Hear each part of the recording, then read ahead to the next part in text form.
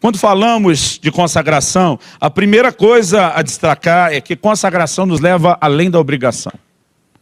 Na verdade, eu poderia dizer que ela não apenas nos leva além da obrigação para esse terreno de espontaneidade, mas ela também nos leva além da obediência para um lugar onde muitas vezes nós vamos sacrificar coisas que Deus não pediu, mas a gente quer fazer por amor a Ele. Eu diria que a consagração talvez nos leve até além da normalidade, da média, para que a gente entre no terreno de fazer algumas loucuras para Deus. Quando eu olho para a palavra de Deus, eu percebo que há tipos distintos ou esferas distintas de consagração. Eu quero destacar pelo menos 3 coisas aqui. A primeira delas, se você quiser tomar nota, é quando a consagração envolve pessoas. Ou a própria pessoa se consagrando ao Senhor, ou há momentos onde nós vamos ver os pais consagrando os filhos, e muitas vezes porque quiseram, mas em outras por direção de Deus. Por exemplo, em Juízes, no capítulo 13, se você quiser abra lá comigo. Juízes, capítulo 13. Um texto que fala a respeito de Sansão. Nós vemos que um anjo do Senhor aparece a mãe de Sansão, no versículo 3, diz assim: apareceu o anjo do Senhor a esta mulher e lhe disse: eis que és estéril, e nunca tiveste filho, porém conceberás e darás à luz a um filho. Agora, pois, guarda-te, não bebas vinho ou bebida forte, nem coma coisa imunda, porque eis que tu conceberás e darás à luz a um filho, sobre cuja cabeça não passará navalha, porquanto o menino será nazireu consagrado a Deus desde o ventre da sua mãe. Então ele diz, é um nazireu consagrado desde o ventre, então nem você pode consumir aquilo com o qual ele não pode ter contato. O anjo disse, se era estéril, não tinha filho nenhum, vai ganhar um da parte de Deus, está no lucro, mas esse menino não pode ser igual aos outros. Ele tem que ser diferente. No entanto, Ana, a mãe de Samuel, ela não faz isso porque um anjo de Deus apareceu e mandou, ela fez porque quis. Ela disse, se o Senhor me der um filho, eu vou consagrá-lo ao Senhor. Ele será santo para o Senhor. E se você quiser dar uma olhadinha ou só anotar o texto bíblico, em 1 Samuel, no capítulo 1, e no versículo 11, fez um voto dizendo, observe a palavra voto, Senhor dos exércitos, se benignamente atentares para a aflição da tua serva e de mim te lembrares, e da tua serva não te esqueceres, e lhe deres um filho varão, ao Senhor o darei por todos os dias da sua vida, e sobre a sua cabeça não passará navalha. O que ela está dizendo? Ele também será um nazireu. Eu não apenas o consagro, eu o consagro para viver em consagração. Consagração envolve pessoas, e há momentos onde você vai perceber ou encontrar na Bíblia gente que decidiu consagrar-se a si mesmo, não apenas a questão dos filhos. Mas, quando olhamos para a palavra de Deus, a gente percebe que consagração também envolve coisas. Abre sua Bíblia em Deuteronômio 12, 26. Deuteronômio capítulo 12, verso 26.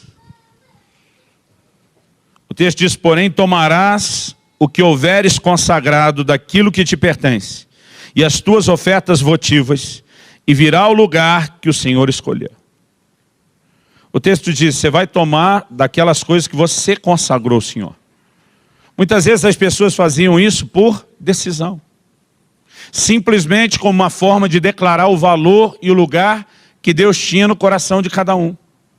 Uma coisa que eu, só a título de exemplo, decidi fazer, quando iniciamos esse processo de levantar recursos para a reforma do nosso novo local, eu decidi que eu não apenas queria dar oferta daquelas assim que doesse o bolso, mas eu decidi que eu entregaria para Deus uma coisa que tinha muito valor. Eu tinha uma moto grandona dessas custom, e eu falei, eu vou ofertar a moto. Eu não estava ofertando só o valor da moto. Eu estava ofertando tudo aquilo que ela significava para mim. O valor que ela tinha para mim. Aquilo que ela trazia para o meu coração. E foi a minha forma de dizer, Senhor, além de ajudar a sua casa, eu quero abrir mão de algo importante. Só para dizer que o Senhor está num lugar e num patamar de uma importância muito maior que qualquer coisa possa ter nessa vida diante do meu coração. A Bíblia fala sobre gente que ia fazer essa oferta votiva, ele ia decidir entregar algo a Deus. Eu quero ler mais alguns textos. 2 Samuel capítulo 8, verso 11. 2 Samuel capítulo 8, verso 11. O texto fala do rei Davi e diz: os quais também, está falando de prata, ouro, bronze, os quais também o rei Davi consagrou ao Senhor, juntamente com a prata e o ouro que já havia consagrado de todas as nações que sujeitaram. A Bíblia fala de coisas que foram separadas, dedicadas ao Senhor. Deuteronômio capítulo 26, verso 13. Eu acho que é importante que a gente veja exemplos bíblicos. Deuteronômio capítulo 26, verso 13. Dirás perante o Senhor Deus: tirei da minha casa o que é consagrado, e dei também ao levita, ao estrangeiro, ao órfão e à viúva, segundo todos os teus mandamentos que me tens ordenado. Está falando sobre coisas que foram separadas com um único intuito: de agradar a Deus. Quando Josué está para conquistar Jericó, Deus já traz uma direção. E diz: ninguém toca em nada do tesouro. O ouro, a prata, o bronze, tudo isso será consagrado ao Senhor. Qual era a direção? É lógico que nós temos aqui uma outra lei espiritual, que é as primícias, porque Jericó seria a primeira cidade da terra prometida que eles iriam conquistar. Mas Deus está dizendo: eu quero colocar diante de vocês uma oportunidade. Embora o despojo da guerra, pelas leis da guerra, seja de vocês, vocês devem abrir mão e devem consagrar isso ao Senhor. Muitas vezes nós vamos ter momentos na caminhada onde a gente vai ir além daquela visão de contribuição e dizer: Deus, eu abro mão de coisas de valor porque eu quero te honrar. Mas nós também podemos falar a respeito do tempo. Não só pessoas, não só coisas, mas o tempo. Em Neemias, no capítulo 8 e no versículo 10. Neemias, capítulo 8, versículos 9 e 10. A Bíblia diz assim: Neemias, que era o governador, e Esdras, sacerdote e escriba, e os levitas que ensinavam todo o povo, lhe disseram: este dia é consagrado ao Senhor vosso Deus, pelo que não pranteeis, nem choreis, porque todo o povo chorava ouvindo as palavras da lei. Disse-lhes mais: ide, comei carnes gordas, tomai bebidas doces, enviai porções aos que nada têm preparado para si, porque esse dia é consagrado ao Senhor nosso Deus. Portanto, não vos entristeçais, porque a alegria do Senhor é a vossa força. Era um dia que foi dedicado ao Senhor. O povo começa a entrar num lugar de quebrantamento, de choro, de arrependimento. Mas eles dizem: hoje não é o dia de chorar. Há momentos que nós temos que fazer isso. Hoje é dia de festa, é dia de nos regozijarmos. O dia foi consagrado, foi dedicado ao Senhor. Então nós podemos falar de dias específicos. Eu acredito que um dia como hoje, não porque a gente acredite que o domingo é sagrado e diferente dos demais, mas deve ser na nossa caminhada um dia consagrado ao Senhor. Eu particularmente não consigo entender como alguns crentes não entendem isso. De que o domingo é um dia que ele acorda e pensa: se der vontade hoje, eu vou separar tempo ao Senhor, eu vou congregar, eu vou para a celebração. Nós deveríamos aprender que há momentos que são consagrados ao Senhor. Desde a velha aliança, Deus mostrava a expectativa de que pelo menos um dia da semana lhe pertencesse. E nós precisamos entender o que é entrar no lugar de compromisso e dizer: quer saber, isso aqui eu separei para Deus. Muitas vezes, viajando com a minha família, a gente estava em alguns lugares maravilhosos, de muita diversão, para querer aproveitar. Mas eu sempre dizia para eles: domingo nós vamos achar uma igreja. E nós vamos ter tempo ao Senhor. Porque em todo e qualquer lugar onde a gente está, nós precisamos ter aquele tempo que pertence a Deus. A gente pode falar do tempo como um dia de celebração, como o dia da célula, aquele que você fica tentado para assistir o jogo na televisão. Mas diz: eu tenho coisas mais importantes da parte de Deus que ocupam o meu coração. Mas nós podemos falar de tempos que não são dias da semana. Eu conheço 2 filhas de pastores, que quando chegou o momento de irem para a faculdade, elas ofertaram o primeiro ano, para o campo missionário antes de irem para a faculdade. Elas decidiram consagrar um tempo da sua vida, dizendo: Senhor, antes de continuar cuidando da minha própria vida, eu quero honrar o Senhor, eu quero me dedicar a você. Nós percebemos que o nazireu, por exemplo, podia fazer o voto por uma vida inteira, ou ele podia fazer só por um tempo. Então, essa ideia, eu quero explorar isso, porque nós estamos num tempo, nós estamos aí num período de 21 dias, onde eu quero te encorajar a entender mais do que a linguagem jejum que você está ouvindo. Eu quero que você entenda que a ideia é nos consagrarmos ao Senhor. Então, nós precisamos entender, há momentos que nós vamos separar um tempo para o Senhor. Há momentos onde a gente vai dizer: não, hoje, de fato, não é só ir no culto, eu quero ter tempo, eu quero ler a Bíblia, eu quero buscar o Senhor, eu quero ter meu momento de devoção com Ele, eu não vou sentar e comer como eu faço regularmente, porque esse tempo eu separei para Ele. Outro dia uma pessoa falou: pastor, eu não sei nem como o senhor vive tão consciente das coisas de Deus, parece que eu só lembro de Deus no dia de ir para o culto. Eu falei: porque você limitou esse espaço para Deus, só um momento da semana, na hora do culto. Consagração, querido, é o que nos faz o tempo todo lembrar do compromisso que nós temos. Um irmão aqui da igreja me testemunhou alguns anos atrás, eu já não sei há quanto tempo ele está, mas alguns anos atrás ele me disse que já estava há 18 anos sem beber café. Quando ele disse isso, falei: o café te fazia mal? Ele falou: não, eu bebia muito café, eu gostava demais. Gostava tanto que eu cheguei a dizer que era uma das coisas que eu mais gostava na vida. E um dia eu falei: Deus, quer saber? Só para declarar o lugar que o Senhor tem de importância, de valor na minha vida, e para que toda vez que eu tiver vontade de beber café, eu não esqueça o lugar que é teu. Estou te consagrando isso. Eu não vou mais beber café.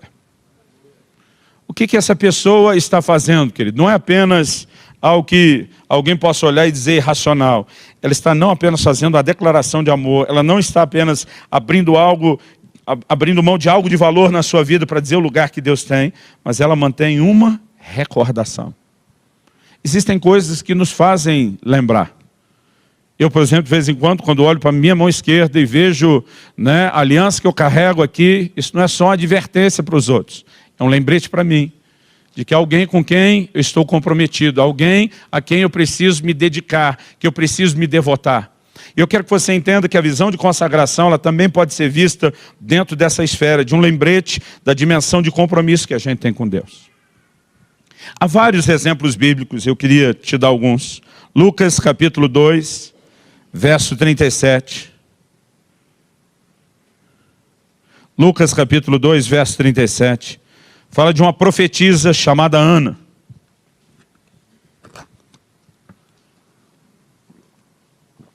O texto diz que ela era uma viúva de 84 anos, nessa ocasião.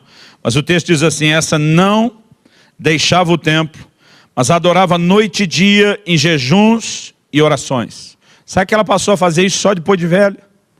Se você ler o versículo 36, o anterior, diz assim: havia uma profetisa chamada Ana, filha de Fanuel, da tribo de Azer, avançada em dias, que vivera com seu marido 7 anos, desde que se casara. Quantos anos? 7. No entanto, a Bíblia diz que ela ficou viúva. E depois de 7 anos de casamento com a viuvez, mesmo com o conselho da palavra de Deus, quando Paulo, escrevendo a Timóteo, diz as viúvas mais novas deveriam se casar novamente, ela toma uma decisão. É como se ela dissesse: aproveitei o tempo que durou, curti aquilo que eu tive, mas existe alguém a quem eu quero me devotar mais. E a palavra de Deus fala que ela não se apartava do templo noite e dia, com jejuns, com orações. Essa mulher não está fazendo a obrigação. Ela vai muito além para dizer: Deus, o Senhor vai ocupar um lugar muito mais profundo na minha vida. Estamos dando exemplos diversos, querido, não com o intuito de dizer você tem que fazer esse ou fazer aquele. Mas nós precisamos perceber que a Bíblia destaca gente que teve esse tipo de conduta como o tipo de crente acima da média, como gente que merece de fato ser usada como modelo e referência para nós. A Bíblia fala a respeito de Daniel, lá no capítulo 1, no versículo 8, que Daniel resolveu firmemente no seu coração não se contaminar. A Bíblia diz que ele escolhe ter um tipo de conduta na Babilônia, ele olha para alguns alimentos e ele diz, eu prefiro abrir mão disso. Eu prefiro uma dieta diferenciada, eu prefiro uma dieta inferior a essa que vocês estão tendo. Por quê? Porque eu tenho um compromisso com Deus. Um Deus que eu quero honrar, um Deus que eu quero agradar. Você vai ver pessoas que na sua caminhada do dia a dia abriram mão de coisas aparentemente mais simples, outras talvez mais intensas. Mas sabe o que é interessante, querido? É a gente encontrar em Jesus, e para mim ele é o nosso maior referencial. Dá uma olhadinha comigo, Lucas capítulo 5. Verso 16. O texto diz assim, ele, porém, se retirava para lugares solitários e orava. Impressionante, principalmente no Evangelho de Lucas, o que nós vemos a respeito da vida de oração de Jesus. Olha comigo, Lucas capítulo 6, verso 12. Naqueles dias retirou-se para o monte a fim de orar, e passou a noite orando a Deus. Deixa eu te fazer a pergunta. Qual foi a última vez que você abriu mão de dormir e virou a noite inteira orando a Deus? Sei de gente que vira a noite assistindo filme. Sei da moçada que vira a noite jogando videogame. Mas a minha pergunta é, qual foi a última vez que você virou a noite dizendo, eu abro mão do meu sono, porque tem algo que vale mais do que isso? Esses são exemplos que nós percebemos. É interessante que muitas vezes a gente quer ter e viver o que essas pessoas tinham da parte de Deus e viviam, mas a gente quer isso sem ter que fazer aquilo que eles faziam. A consagração, ela envolve não apenas o domínio próprio, a renúncia de gratificações da carne, mas eu creio que ela nos leva a um lugar de sensibilidade maior a Deus, a sua presença, ao reino espiritual, quando a gente decide dar o devido valor a quem Ele é, a sua presença e aquilo que é a vontade, o plano e o propósito dele para as nossas vidas.